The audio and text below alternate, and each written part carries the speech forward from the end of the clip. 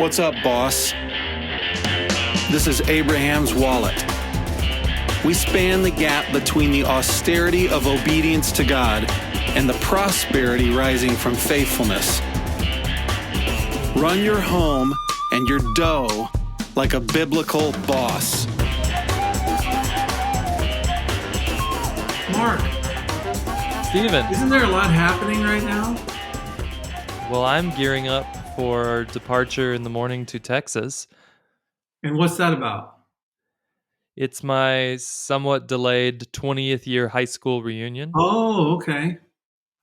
This was the rent a Maserati to show up and kind of sling it around in front of the old crew. Yeah, well, that was never my intention. Well, I'm not going to defend myself again. I've already said what I was going to say. But I'm looking forward to it. I think it's about a 70% attendance rate for our class, is what Oh, the, that's the fun. invite shows. On the other extreme, in a couple of weeks, I've got my 20th anniversary getaway coming up. That would be a time Wow. where I think a Maserati would be appropriate. Yes. But I learned something painful I'll just share with the people.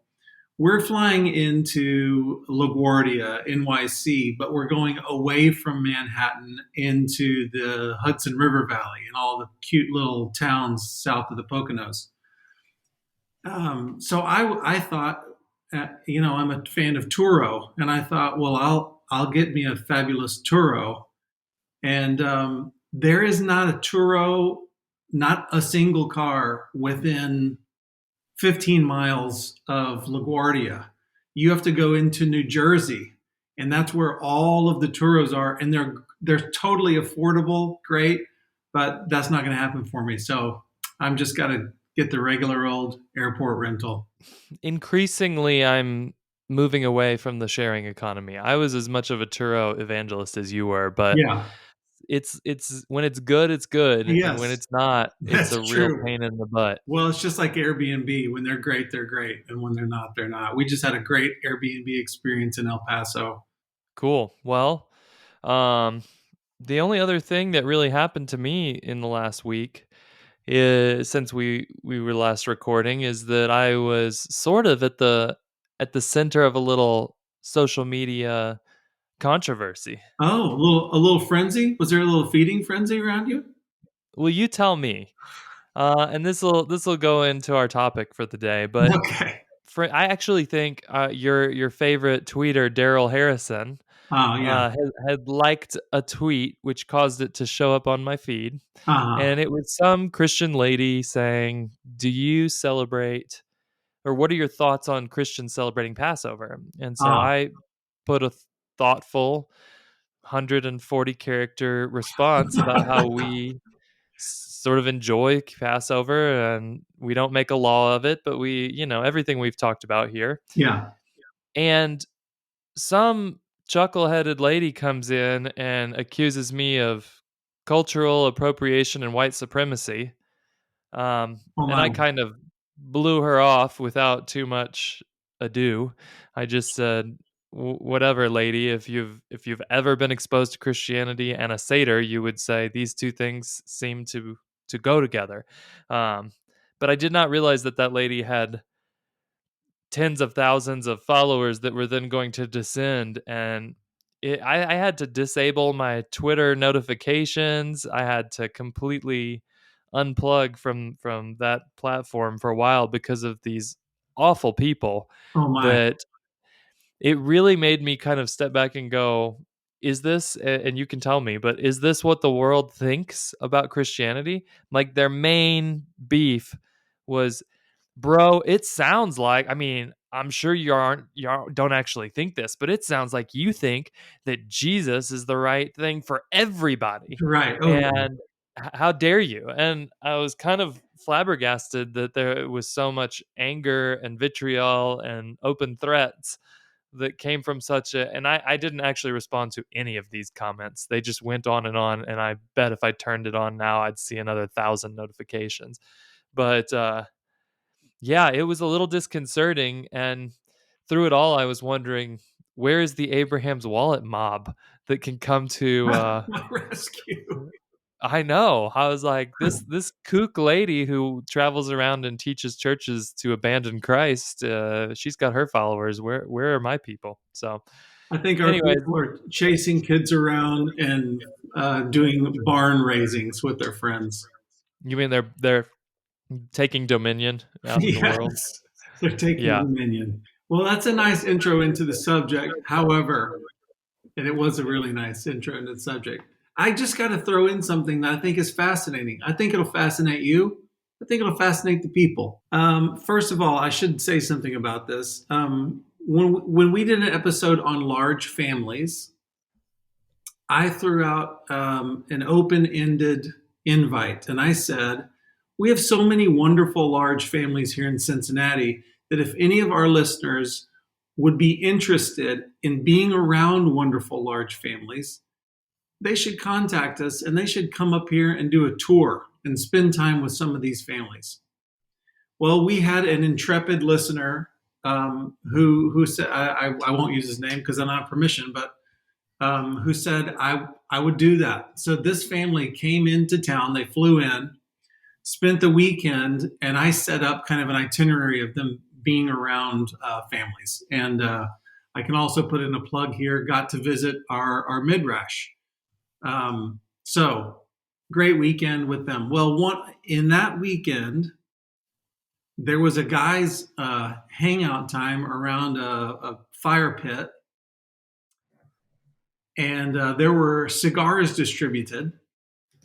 And I'd smoked this cigar down to half or something. And that night, thought, this, boy, there is something not happy in my mouth. It's like the cigar went sour, or But it was mouth cancer, right? or some kind of rancid coffee or something. And actually, the next day, I woke up with that taste in my mouth and thought, I'll drink something powerful. So I think I drank some kind of coffee. I'll get this out. Well, everything tasted that way. And I thought, well, this is bizarre. And as the days wore on, I thought, there are foods that are tasting like this kind of garbagey, bad ashtray, sour taste in my mouth, and other foods which are not tasting that way. And Mark, I haven't recovered from my smell and taste has not recovered from the last whatever bout of COVID that I had. Did you know that this is kind of a weird virus? Have you ever Yes, heard of this, COVID-19? I have. Yes. Well, it's this virus that's gone around. Some people have gotten, a lot of people have gotten it, and it does weird things to you, as if it was cooked up. I mean, it's as if it was cooked up.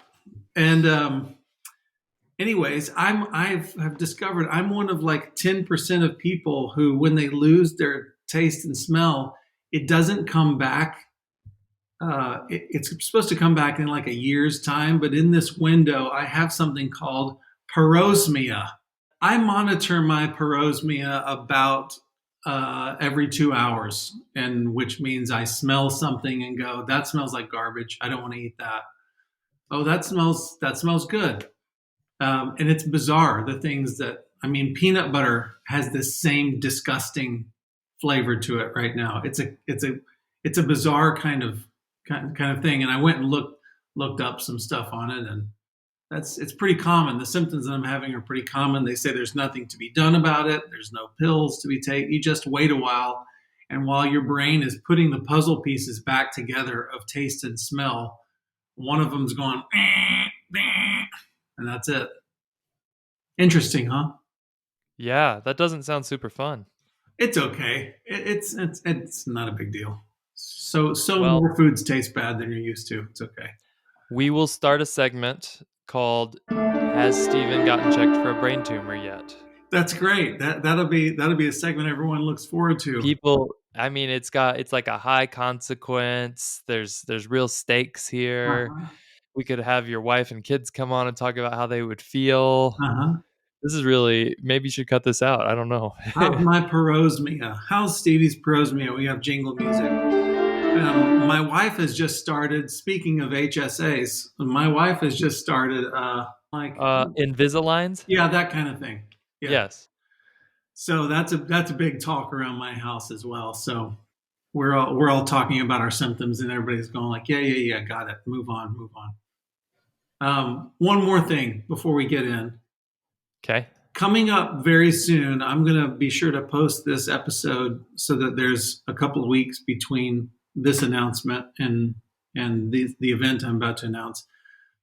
If you're in the Columbus, yea, verily, the Ohio area, I'm going to be leading a day-long workshop. You know how we have this class where you can figure out your family vision statement? You know, we have this online course. Yes. You aware of that? Well, we're going to do that live.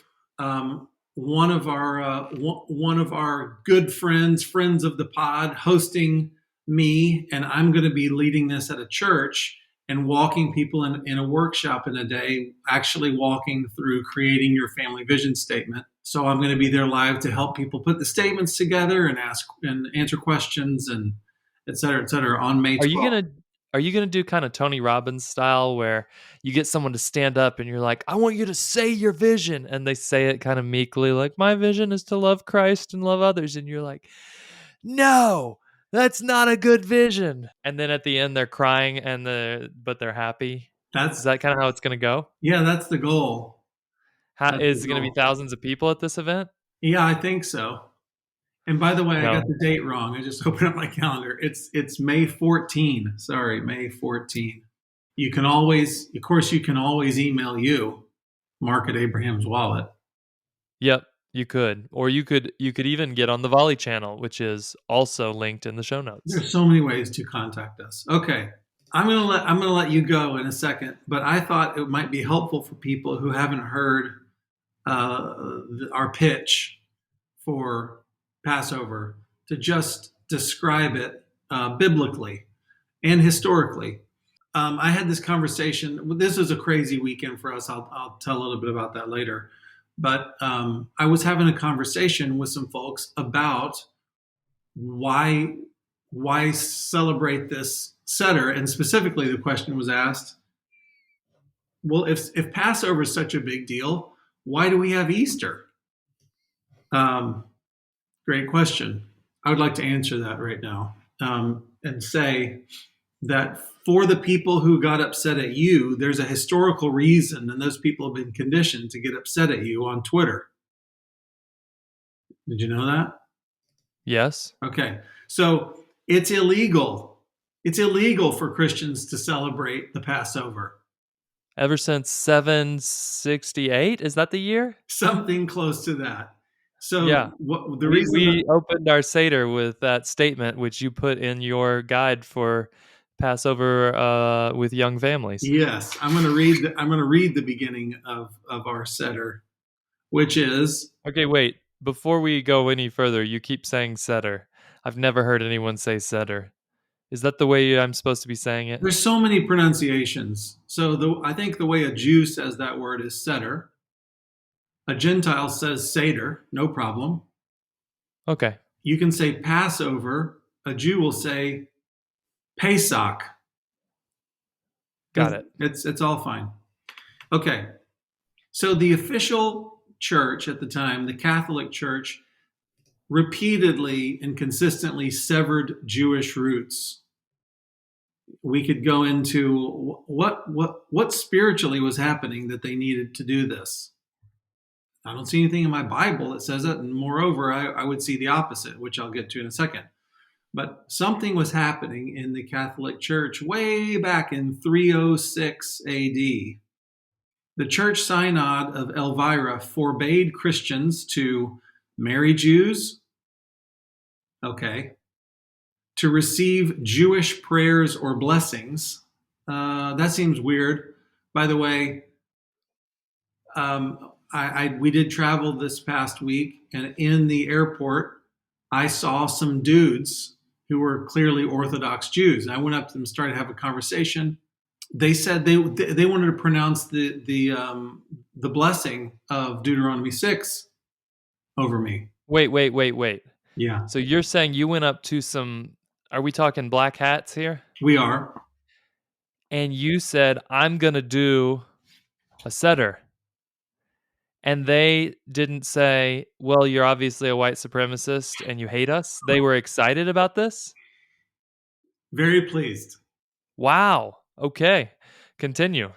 So I'll just gloss over that conversation and just say it ended with these guys pronouncing biblical blessings over me as Jews. And I actually sent a photo of myself. I'll attach it here if I can.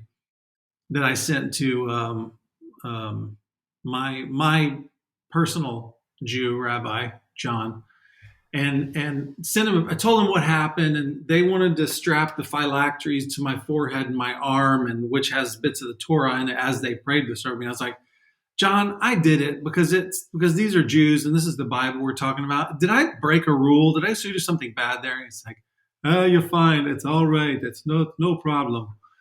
He doesn't talk like that, but I like to imagine him talking that way.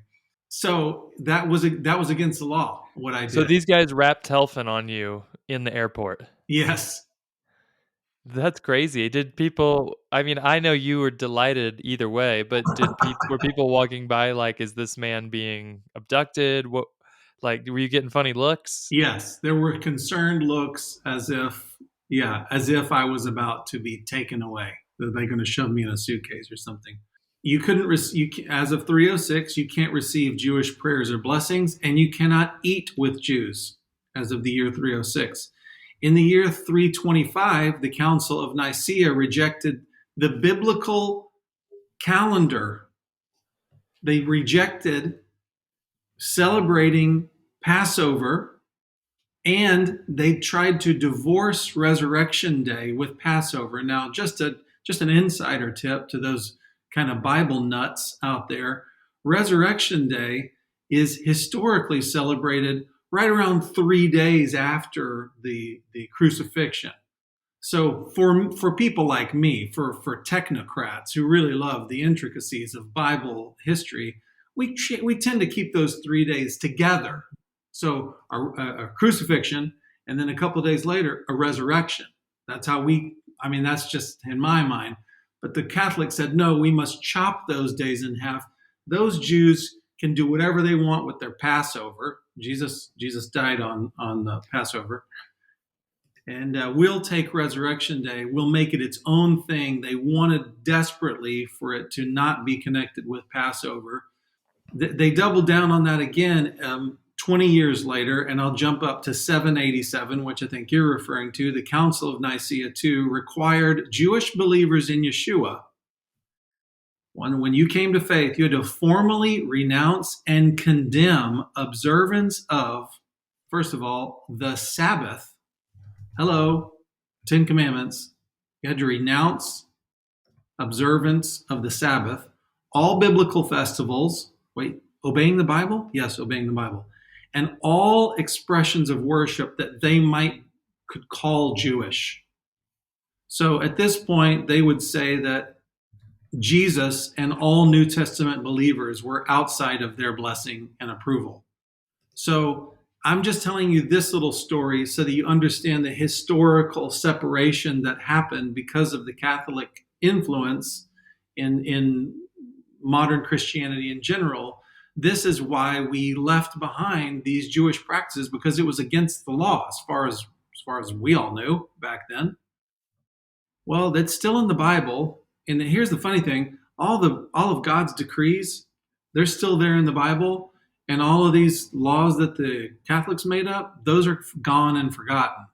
So we're just living on tradition now, which is that we have this Frankenstein called Easter that's been created, while we have left behind the biblical command to celebrate. Now, I'll just throw out, we Gentile believers, I am 3% Jewish, ding, but really Gentile from Scotland and other places.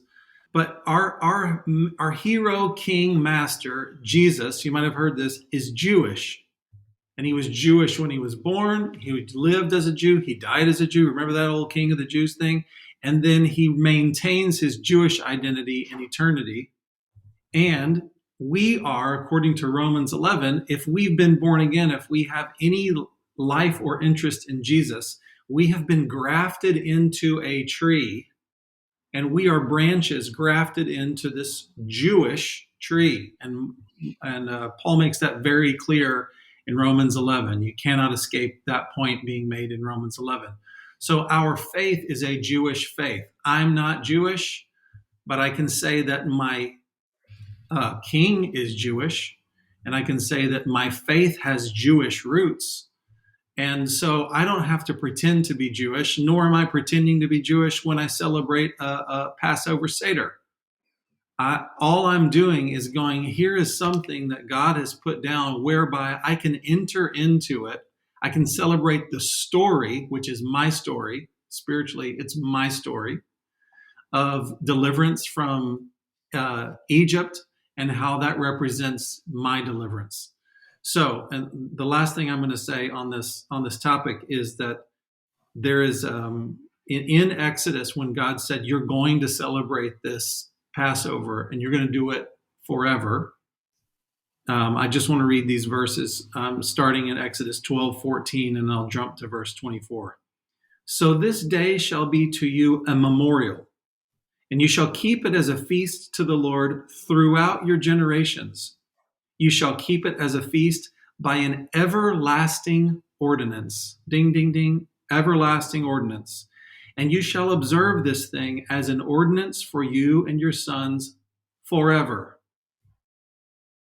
So that seems pretty definitive to me. And we also know, if you're like a Bible student on this subject, you know that we're going to celebrate Passover in heaven, because what Jesus did as being the Lamb of God will never stop being celebrated. So that's a little background of why we're trying to recapture this thing that has been lost. It's part of our faith. It's not part of the law for us. I don't have to do it to be saved. But as I was saying to some friends, you don't have to do all sorts of things to be saved. Matter of fact, I'm not aware of a long list that you have to do to be saved at all, except to believe and receive. So that's not the question here. It's amazing how many times Western Christians go, "Well, am I going to go to heaven? I'm not going to go to heaven if I do it."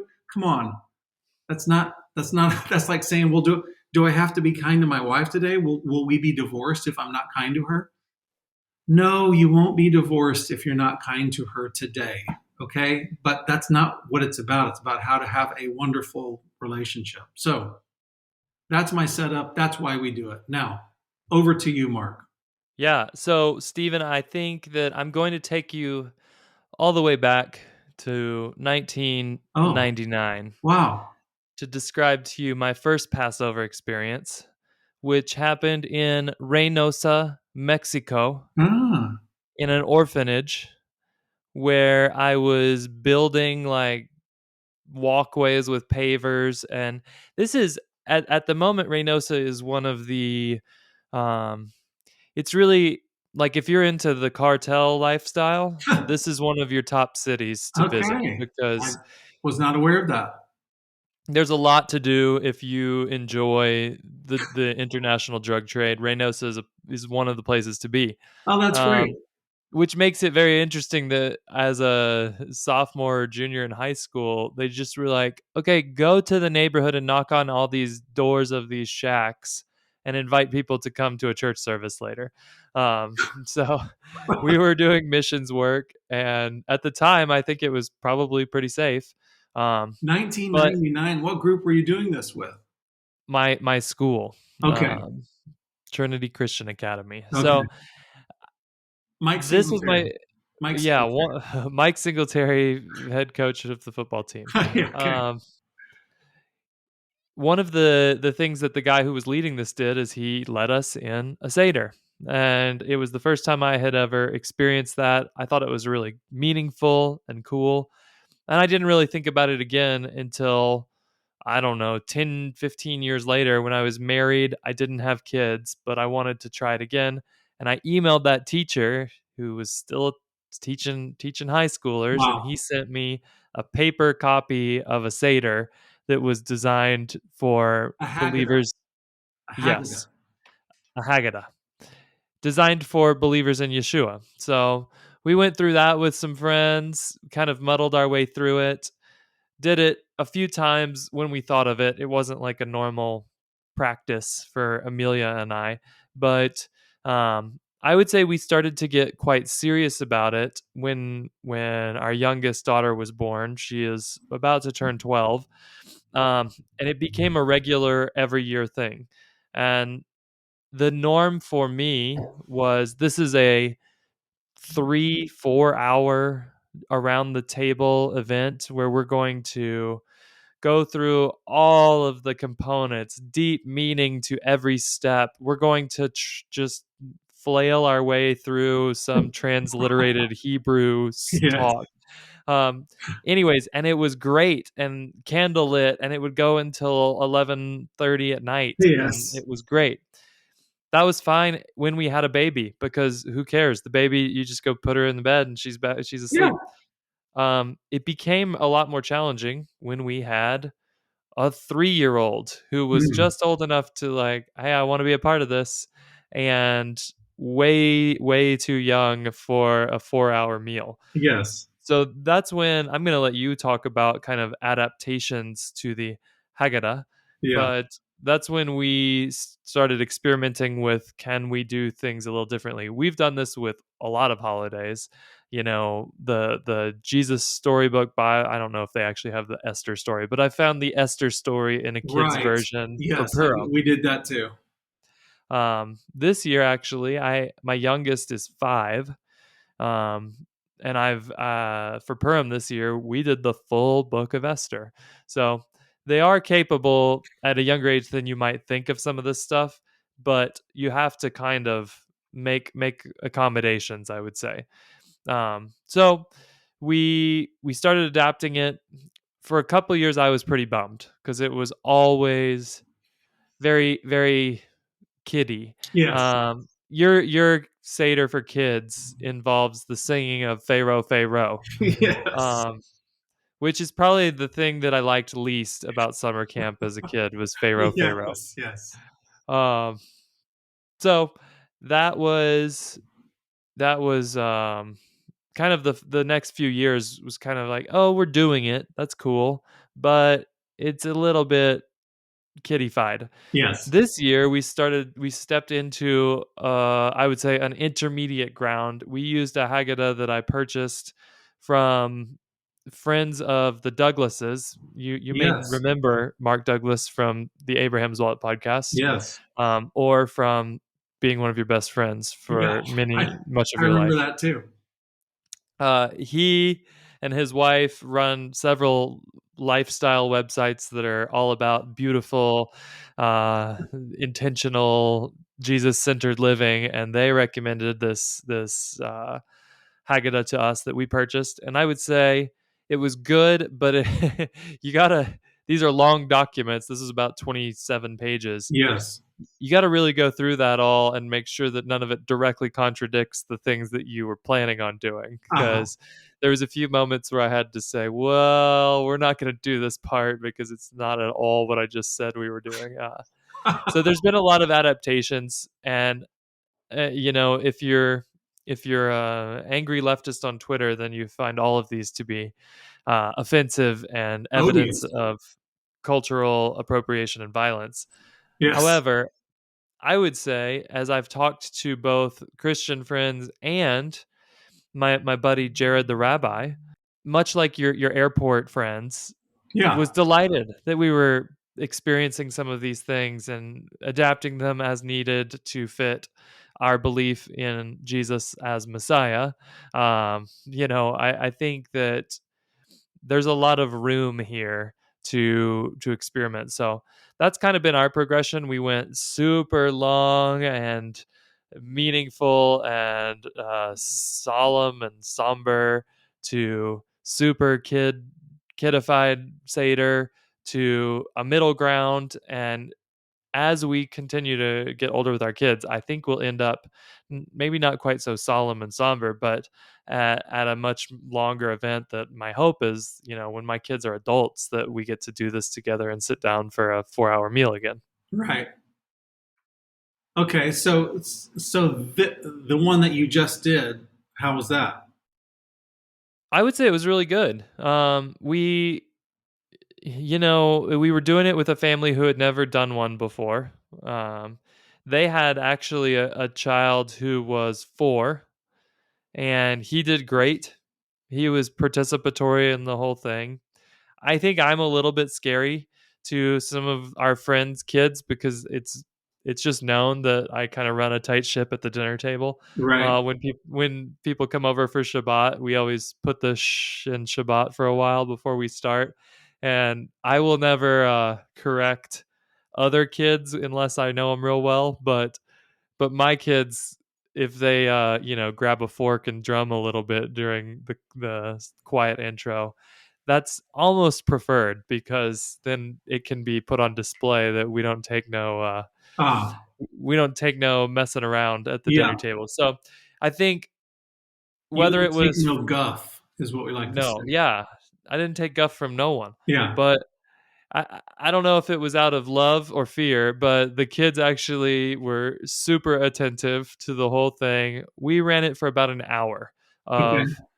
of Haggadah, and then I smoked myself a delicious leg of lamb on the Traeger. Great. Um, I did have to kind of intervene as the guests brought in a big homemade loaf of sourdough, and I said, "Get your dirty chametz out of my house Good for on you. Passover." Good for But you. no, No uh, leavened bread. You can't have leavened bread. It's all matzah. yeah, and we talked about that. Why didn't we bring the sourdough to the table? Well, it's because what does leaven represent? And the kids were like, "Oh yeah, because we just put a little in when we made that bread, and it got the whole thing rised and big." And Wow, that that's was great. a good teaching opportunity. So Yeah. yeah, I kind of make a big show of it. I'm walking around the table the whole time. I'm like, so last night, my job as the dad here was to walk around the house with a feather and a wooden spoon and look for any signs of leaven. And why am I doing that? Well, because God wants us to search our hearts for sin. And you know what? We always find it. How do we deal with that? Can we sweep it all out? No, we can't. We need Jesus. And so um, I kind of still trend a little bit towards I'm gonna explain this as if I'm talking to the youngest person in the room, Sure. and that went over well. And the parents, I think, were down with it. We did not sing Pharaoh, Pharaoh though. I understand.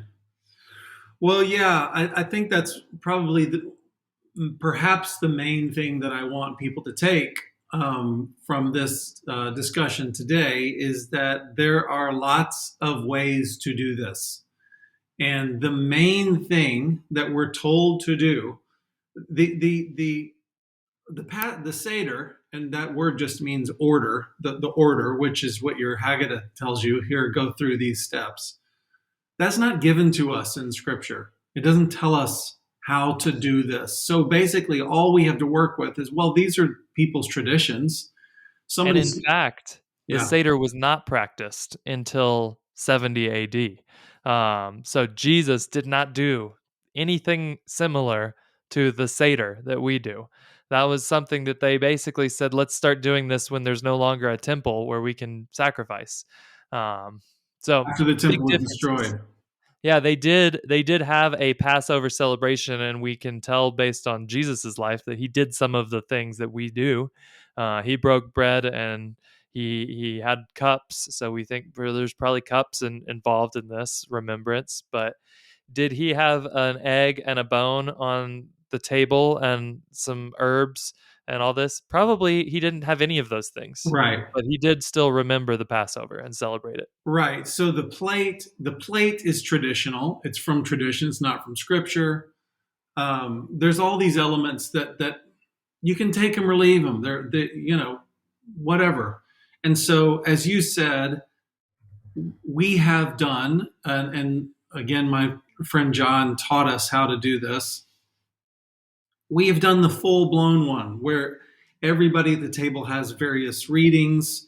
There's worship music that's interspersed throughout it. Now, why don't we all respond to God based on this point? Let's sing this song together. The little skit with the spoon and the feather. There's candles. There's 4 cups of wine. There's this thing called the Afikomen. There's this whole little thing around that. There's trivia. There's a little skit with Jesus clearing out the temple with the animals and everything. And as you said, I mean, we like that. My wife likes to put on the beautiful table. We like to have a great meal. We like to like this is the night when we get out the fanciest china, etc. Um, but you can do it in so many different ways. So a couple of years ago, we found ourselves in Key West with friends on this weekend, and they're like, "Well, we're going to be there for the weekend. We wanted to go to a sunrise Easter service at the beach. Forgive me, Easter, but yeah, we did. And we wanted to do something Whoa, Passover. whoa, whoa! Yeah. Can we pause? You're not telling me that you guys are poo-pooing Easter, are you? Oh, we poo poo Easter. Oh gosh, this puts you in the camp of those people who say, "I don't celebrate Christmas with that pagan Yule log." I No, no, know. no. We went to church this past weekend, and I just don't. I just wish. I don't know why we use that word. I mean, to me, it's Resurrection Sunday. That's great. Fair enough. Yeah, and I like pastel dresses, and let's celebrate spring. And I But like, you still celebrate the resurrection of Christ that all of our forefathers have celebrated on Easter Sunday. I do. I Okay. do. It's a real natural thing to celebrate that after doing a Passover. Absolutely. That's my 2 cents. So we found ourselves in Key West. We want to do something Passover-y. So I made up this kiddie version that would be like a fourth as long. And all we're told, I didn't ever finish my sentence. All we're told to do is remember that the Lord took his people out of Egypt. And we're to describe that as a metaphor for we have been delivered and there was a Passover lamb given for us.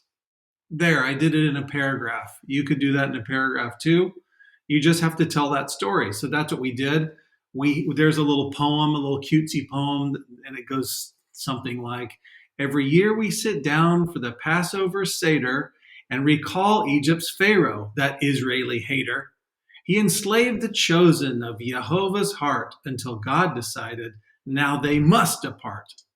And the kids read the little story, and it's the story of the deliverance. And we sing silly songs like Pharaoh, Pharaoh. We sing silly songs like, "Take us all out of Egypt, free us from slavery.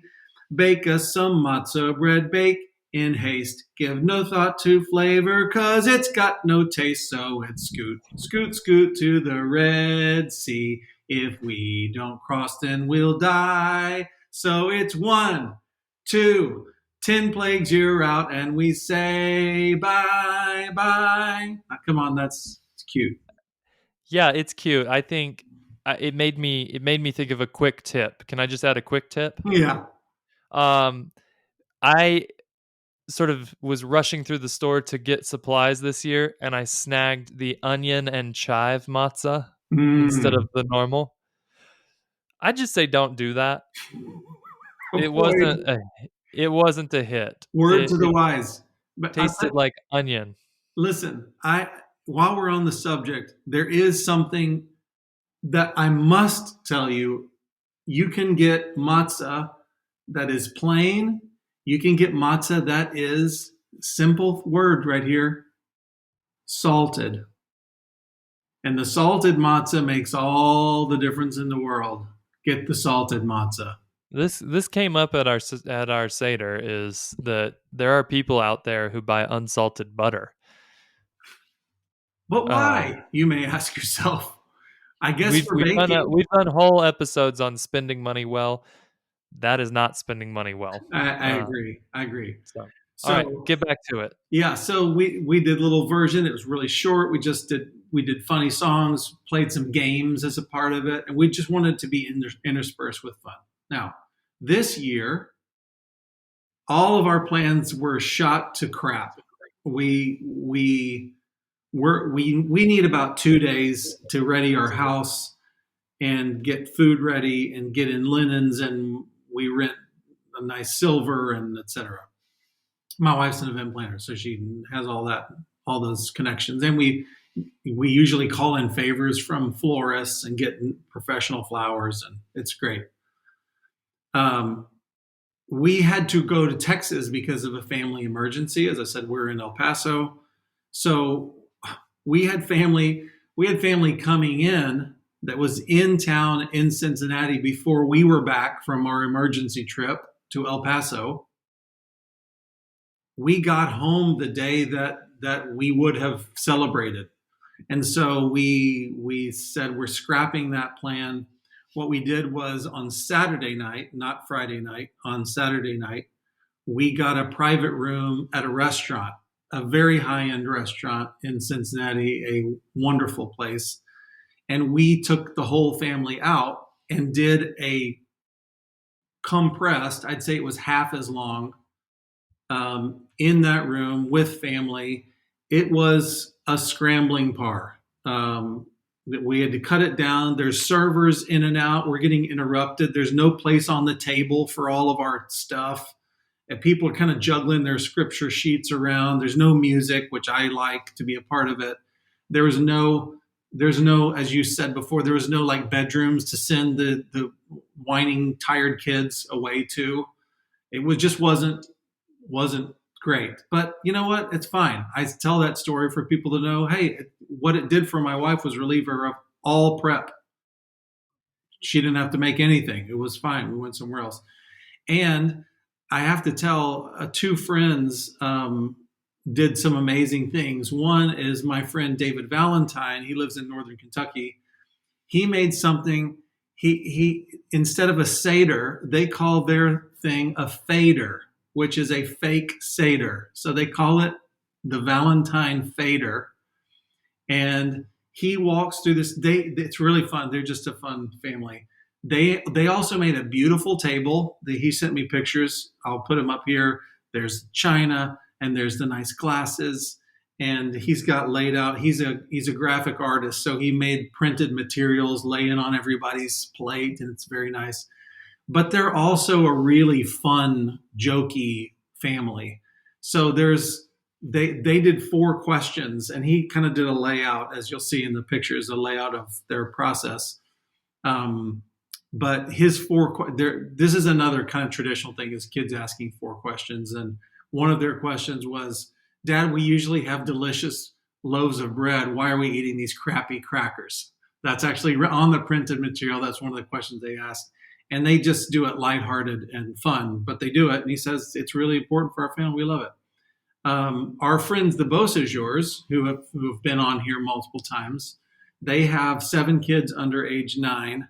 And Sammy's quote was, I wanted Passover to be so great. Now, forgive me, you don't have to agree with this. This is just what she said. I want it to be so great and so fun that my kids will never think of asking me for another Easter egg hunt again. That was her goal. I want this to be so fun. And so they made it an absolute jamboree, and they had extended family. They had about 18 people at their house. They had, for every like 1 point or lesson that was made, there was a prize. Somebody get a prize. They would ask a kid, now what did I just say? What's the one?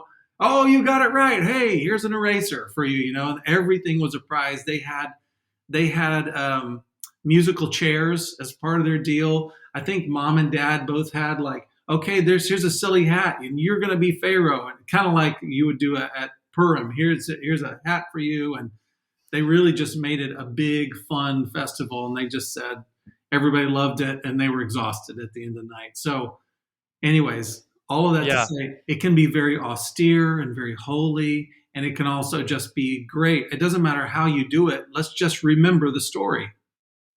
My kids delighted me because we did ours on Saturday, and the next morning was Easter, Resurrection Sunday, as some have come to call it. Thank you, Mark. And Grandma brought over like Easter bunny eggs, and there was not much, but a little bit of that kind of Easter tchotchke stuff happening. Yeah. Sure. And the cousins had all had Easter baskets, and my kids were confused and not fussy. And they were like, why would we Why would we do baskets or egg hunts? This is Passover. Like, this is just the last part of the Passover. Wow. And I thought, we're winning here. This is great That's because right. That's right. um, Well, you're building a culture one way or the other. You're always building culture. a culture of Passover and a little bit of judgment of the cousins. I would like to think of it as Passover and passive aggressive regarding Easter. Fair. Okay, that's it. I wanted us today to kind of talk about what does it look like in our lives. No big heavy teaching today, except to go like, I think this is important. This is something God has given his people. It's eternal. It's going to always happen. You can opt into it. We think you should. We think it's a good way to create culture in your home. It's a good way to train your children in the biblical story. It's not a law. And you can put as much or as little effort into it as you need to. And I know that you were listening to this and you're thinking, am I really supposed to put this in my hat and pull this out 11 months from now for the next time we do Passover? And the answer to that is yes, that is what you're supposed to do. So we wanted to give you stories from the field and tell you what it's like in real time in our worlds and encourage you that this time next year, you're celebrating Passover with your family. That's right. And I think that's the encouragement to any of these things that we talk about, whether it's how to do a Sabbath meal or any of these holidays, or if you're going to try and read the Bible with your kids. It's so important not to let the perfect be the enemy of the something, right? Yeah. And I just, especially in times with little kids, we've said it 1,000 times here. If you're going to do a Sabbath meal, it's okay to go buy a pizza and light a candle. And Amen. that's a great starting point. And with this, um, you might go get yourself a jug of Welch's grape juice and go download our little Haggadah from the website and say, let's do 10 minutes of special Shabbat meal this week and call that a Passover. Great. So just do something is kind of my encouragement. Great. All right. Thanks, Mark. And I know you got sick kids, so I'll let you get to them. Yep, I'm gonna go fill them with ibuprofen and movies, I guess. Well, God bless you. God bless you. All right. See ya. Adios.